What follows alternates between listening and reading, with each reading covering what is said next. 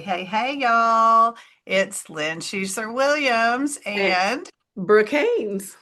we're here for Frequency 500. And it's been a minute, A long minute. and we miss you guys. And we've had a lot of people encouraging us to keep this going.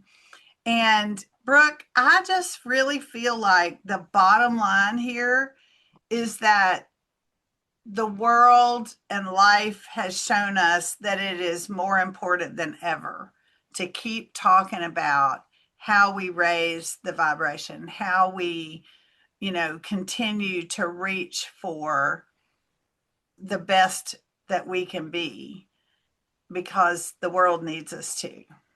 100%.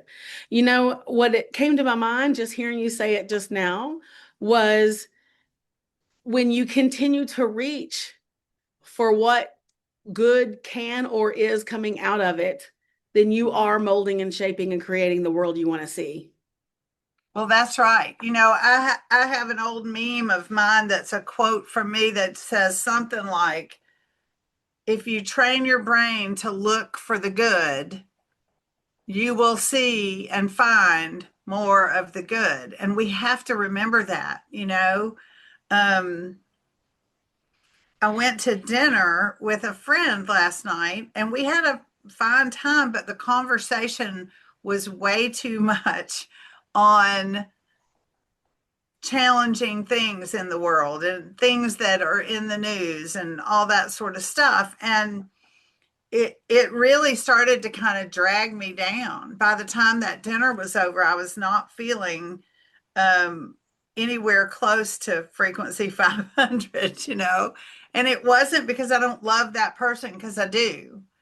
I love that person very much, but it was more like just hearing it all. And that's what I keep seeing, Brooke, is that there are people going through personal challenges right now. There are people who are caretakers for family members who are struggling. There are people who are, going through divorce or going through um, the loss of a loved one, right? And it at this, and then on top of that, everything you hear on the news or on TV or in conversation at the next table in a restaurant or from the person who joins you at your table, right, are things that make it harder to reach for frequency 500. And because of all of that, I just think it is absolutely imperative that we keep trying and keep aiming for and training our brains to look for the good and all of that. Absolutely. And recently in life, I'm just going to call it this year, in 2025, last year, I really sunk into the knowingness that when I was going through personal trauma, drama, dark, Yeah. processing, whatever you want to call it, um, resistance, whatever word you want to use for what you buy into. What I know that on the other side there's the light. Yeah. And more last year than I ever really understood it. I I owned it and I knew it as a knowingness, and it helped during those times. And I could also be grateful for the times that were after. And I think that we have to do that right now for everything. Yeah. When someone counteracts or reacts and counters us and says, "But how do you see something good in this? Is there really anything good here?" Yeah. Then the good will reveal itself. Yeah. There is a reason. It's nature. It's in nature that we come to these dark places for the light to show through. So Yeah. we have to trust in that and know that even. Yeah. And well, there's the whole, we live in this universe of duality, right? Dark and light, and male and Mhm. female, and all the dualities. And without one, we can't see the other, right? We know that.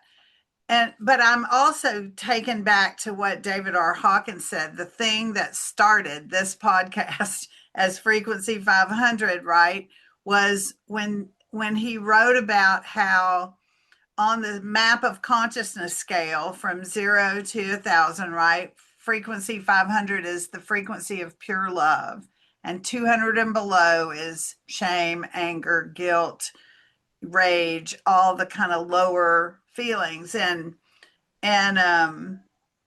he said that one person calibrated at pure love 500 counterbalances, makes up for 750,000 people at 200 or below. And that's why it's so important. And he said that's why we haven't imploded the world yet, right, as a race. And that's why it's so important for us to continually come back and reach for it. Doesn't mean we're going to get it. I doubt I've maybe almost ever been at 500 myself, right? But knowing it and aiming at it and looking for it and expecting it and all of those things, when we expect to see the possibility of love in everybody else. And the other piece for me, Brooke, is the quantum energy field, that unified field of energy that is, quantum physics tells us, is in and through all energy and all matter. It unifies us all. So this idea that somebody we disagree with is a them and we're an us is just a fiction, right? Because we're all us. No Right. matter how much we don't like them, no matter how much we think, gosh, can't wait for them to check out. And I get those feelings, but we absolutely positively are kidding ourselves when we wish ill on someone who's actually connected to us, because everybody is. And that oneness, that sense of we are all connected, is part of frequency 500. If you're still in us and them, you'll never get to 500, is what I believe about that. And it's Well, hard. It isn't. I mean, sometimes it's people close to us who we're just pissed at and it's hard to give them grace. Sometimes it's people in big political positions who we disagree with what they're doing and it's impossible to give them grace, like it is it is hard. But remember what the Dalai Lama said about the Chinese government, right? The Chinese government, who invaded his homeland, murdered many of the monks of his faith, took over his country and all of that, exiled him at a young age, and now he's an old man. And he calls the Chinese government his sacred friends because they taught him how to love past all of that. mm, And ooh, if he can do that, given all of that, I feel like we have to try. I look at Nelson Mandela, who was in prison in a mind that practically blinded him for 27 years. And when he got out and became the leader of his country, a lot of people would have thought he was justified in being vengeful, but instead he was not. And if they can mm-mm. do it, we got to take that, as an indication that it's somehow possible for us in our little lives. Yeah, absolutely. Well said. All of those are fantastic examples of what we're talking about here. How do we do the thing where it doesn't feel good and it doesn't feel like there's a light at the tunnel? It feels, someone was telling me, it feels like it's not bad, but it feels like it's something. It's not a good feeling to feel like you're finding even joy in the midst of this different things that they can't see. They only Mm-hmm. see dark around. That's offensive. That's what I was looking for. Uh-huh. And I'm here to say, well, maybe we can make joy our resistance. We talked about that in a panel Yes. panel this month, and why not? Why Right. not? If you're offended by joy, then that if someone is offended by your joy, then that might not be your problem. Right. Right.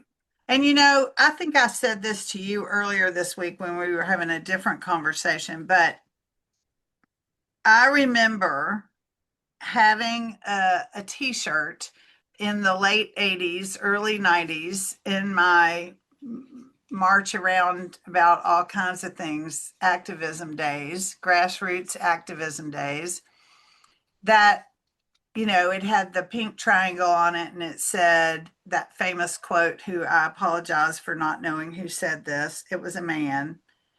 And he said, they came for the Jews and I did nothing, and they came for the Catholics and I did nothing, and they came for the homosexuals and I did nothing. And by the time they came for me, there was nobody left to do anything.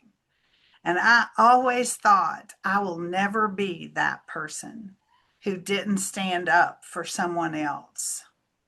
And at the time, back in the late 80s, early 90s, that I had that t shirt, which I don't own anymore, I'm sure it's turned to rags long ago, I thought that meant something else. And today, I think that means helping us all see the possibility of connection and understanding that reaching for our own aim at frequency 500 is way more important than anger and marching. And not to say people shouldn't march.